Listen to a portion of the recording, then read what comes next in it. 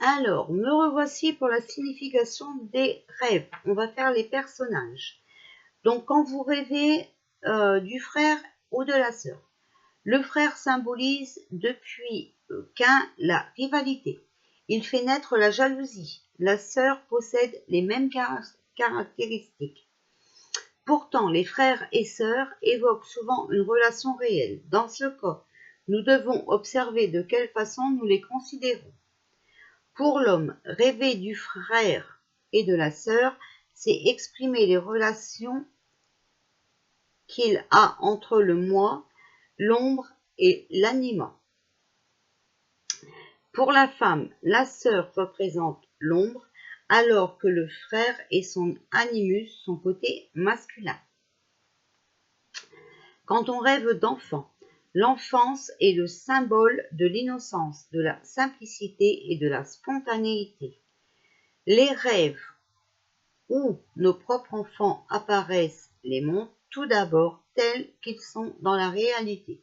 Nous pouvons par exemple être confrontés à des difficultés que nos enfants traversent, mais le plus souvent, il s'agit d'un de nos aspects personnels. À travers ces images, nous rêvons de l'enfant qui est en nous. L'enfant peut également évoquer que quelque chose en nous se transforme.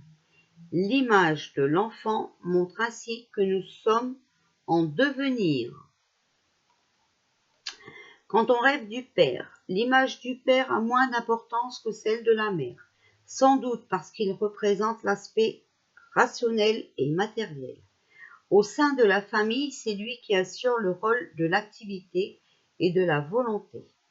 Il dirige les choses pour que tout se passe bien au foyer. Il peut symboliser le côté traditionnel de la vie en rapport avec l'éducation et la profession. À l'adolescence, les jeunes rêvent souvent de leur père, car ils sont en conflit avec cette autorité.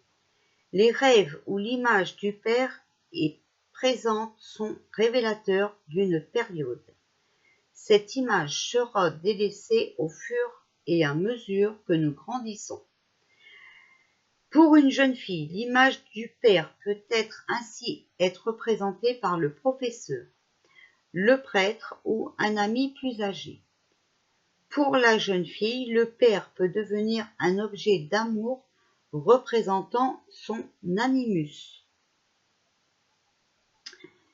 Lors du processus d'individuation, l'image du père peut réapparaître à la femme si son ménage traverse une crise ou si elle éprouve des difficultés en amour. Pour les garçons, rêver du père est tout d'abord lié à une crise générationnelle. Plus tard, lorsqu'ils deviennent matures, ils se réconcilient avec lui. Quand on rêve de la mer représente la sécurité, l'abri, la chaleur, la tendresse, la nourriture. Pour chaque être humain, la mer tient une place importante dans les rêves, même après sa mort. La mer est aussi la première manifestation de l'anima, à savoir l'inconscient. Elle peut revêtir deux aspects, l'un constructif car conscient et l'autre destructeur car siège de tous les instincts. C'est le côté animal en nous. C'est pourquoi dans les rêves, l'ours, symbole instinctif du rêveur, représente la mer.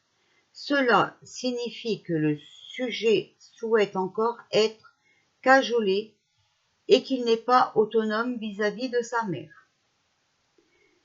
La relation entretenue avec la mère véritable peut être représentée symboliquement par la lune, la reine, la biche ou la vache.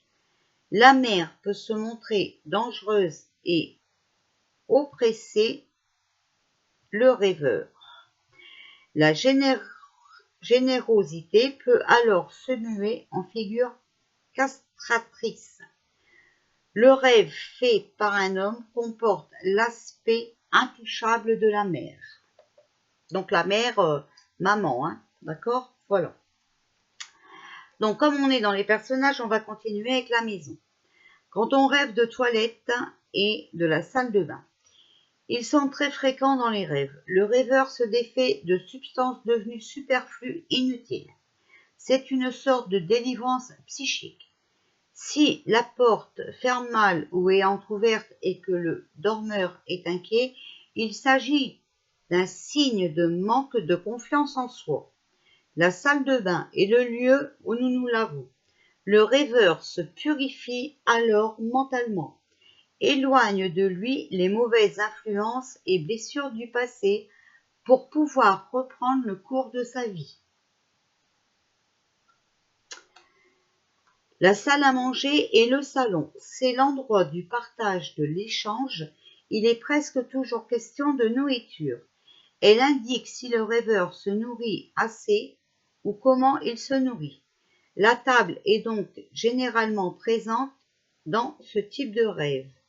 Est-elle ronde, rectangulaire? Y a-t-il beaucoup de convives? Tous ces éléments indiquent si le rêveur se sent bien au sein d'un groupe et comment il communique. Il nous informe sur les relations que nous entretenons avec notre entourage. Le salon concerne l'aspect relationnel du rêveur. C'est l'endroit où nous recevons. S'il est bien rangé, c'est que les relations sociales ne posent pas de soucis particuliers. Les escaliers. L'escalier symbolise la progression vers la connaissance. Si nous descendons les escaliers, nous allons vers nos profondeurs. Si nous montons, nous évoluons. Les escaliers figurent la relation entre le conscient et l'inconscient. Dans quelle partie de la maison nous dirigeons-nous en empruntant les escaliers? Les escaliers relient symboliquement les différentes parties de notre personnalité. Sont-ils en bois, en colimaçon? Sont-ils solides? En raison de ces deux extrémités qui constituent la naissance d'un côté et la mort de l'autre, l'escalier représente le développement progressif du moi, de la conscience réfléchie. La chambre à coucher, c'est l'endroit où nous dormons. C'est aussi le lieu le plus intime. Généralement, cette pièce apparaît lorsque nous avons quelque chose à régler se rapportant à la chambre. Cela peut concerner l'amour ou la relation sexuelle. La chambre peut évoquer tout simplement l'inconscient puisque c'est l'endroit où nous dormons. Le lit peut révéler ce qui inquiète le dormeur. Il correspond à sa situation inconsciente. Est-il double ou simple? Il peut aussi symboliser la paresse de l'esprit. La cuisine et la cheminée, c'est le lieu de la transformation. Elle symbolise l'évolution intérieure. En rêver signifie qu'une transformation intérieure est en train de s'effectuer. La cuisine se rapporte aussi à notre digestion psychique. La cheminée symbolise le cœur. Son symbolisme est celui de l'axe du monde. C'est le canal où passe le souffle qui anime le foyer.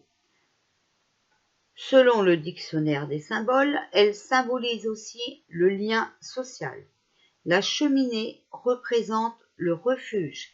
C'est un endroit chaleureux. Alors, le dernier, le grenier, il symbolise le siège des pensées, à savoir le cerveau. C'est le domaine du conscient. Est-il encombré, ordonné? Comment se comporte la charpente? Y a-t-il des toiles d'araignée ou des cafards? Les rêves de grenier font souvent référence à des souvenirs de jeunesse et montrent la place laissée à l'imaginaire. Ils peuvent aussi indiquer que toutes les choses du passé sont dépassées et qu'il est temps de les laisser de côté et d'avancer sur le chemin de la vie. Voilà pour la maison et les personnages. j'espère que vous comprenez. Hein, j'espère que je ne vais pas trop vite. Voilà.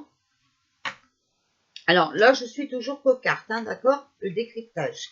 Et après, je vous ferai plus approfondi avec tous les termes que moi j'ai, d'accord? Parce que je ne suis pas devin, hein, je ne sais pas tout, d'accord? Voilà. Les rêves, c'est très compliqué. Ça dépend, voilà, de vos énergies et tout ça. Voilà.